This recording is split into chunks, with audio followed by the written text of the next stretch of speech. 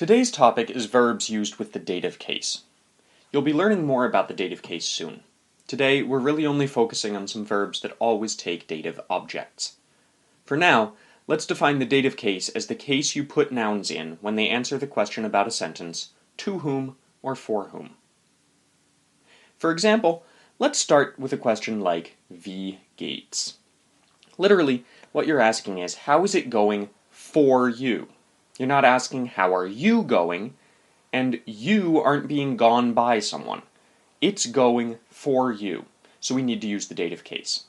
What this means is that we can't use the subject pronoun du, nor can we use the direct object accusative pronoun dich. We've got to use the dative pronoun dir.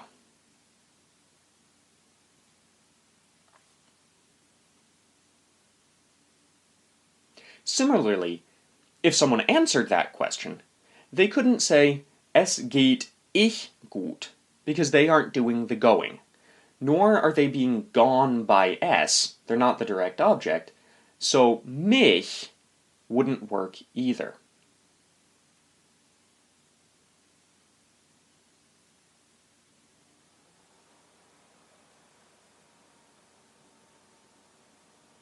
Instead, we'll need to use the dative pronoun mir, to me or for me, because what they're saying is, it's going well for me. If you were asking two people instead of one, the same principle would apply. But keep in mind that you're talking to two people. Usually, this would mean you'd use the word ihr instead of du, the word for y'all. But ihr is only a subject pronoun, not a dative pronoun. Instead, we've got to use the pronoun euch.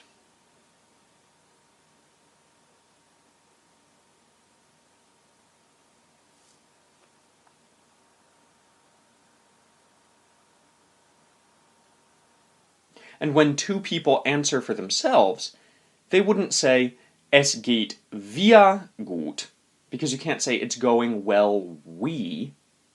They'll use the word uns instead. It's going well for us. Again, that dative pronoun implies the concept of to or for that person. Finally, if you were to ask an adult how they're doing, how's it going for you, we wouldn't say wie geht es dir, because that's the informal form. Instead, you'd use the phrase wie geht es Ihnen, and notice that just like the pronoun sie is capitalized, the dative pronoun Ihnen is going to be capitalized here as well. That adult could then answer something like, es geht mir gut. It's going well for me. But if there were two adults instead of saying es geht mir gut, now they would say something more along the lines of es geht uns gut. It's going well for us. But your question wouldn't change. Formal is formal no matter how many people you're addressing formally. Now that we've looked at the context of these pronouns, let's approach them systematically. We'll look at the dative case pronouns next to their nominative case counterparts so that we can compare the two.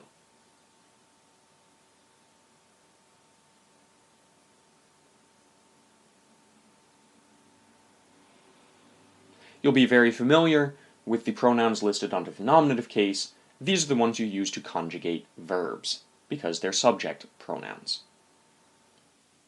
In the dative case, ich becomes mir, du turns into dir, becomes ihm, so he becomes to him or for him, sie becomes ihr, and es becomes ihm, wir becomes uns, as you saw above, ihr becomes euch, and sie both turn into ihnen, although notice that it's lowercase when it means them, and capitalized when it means you in the formal form. Let's also take a look at some common verbs that will require the use of the dative case. As we already saw, gehen will require the dative case, but really only when you're using it in the context of wie geht's or discussing how things are going. You wouldn't use it with the dative case when you're saying you're going to the supermarket, for instance. When used in the context of how it's going, here's how it might sound. Es geht mir heute sehr gut. Wie geht es euch, Anna und Ilse? Wie geht es Ihnen, Frau Müller?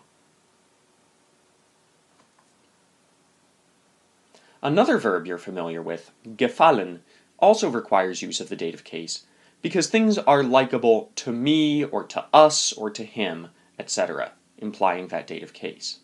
For instance, I would compliment you by telling you, Dein T-Shirt gefällt mir sehr. Or we could compliment you by saying, Dein T-Shirt gefällt uns sehr.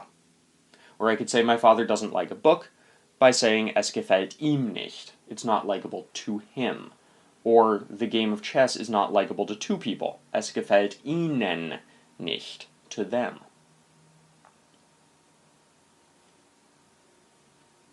Another verb using the dative case is helfen, which means to help. For instance, I could ask Fritz, Kann ich dir helfen? Can I be helpful to you? And I'd use the dative case pronoun rather than the nominative case or accusative case pronouns du or dich. Or I could say that I help my brother. Ich helfe ihm oft. Or I could offer help to two people by saying, Ich möchte euch helfen.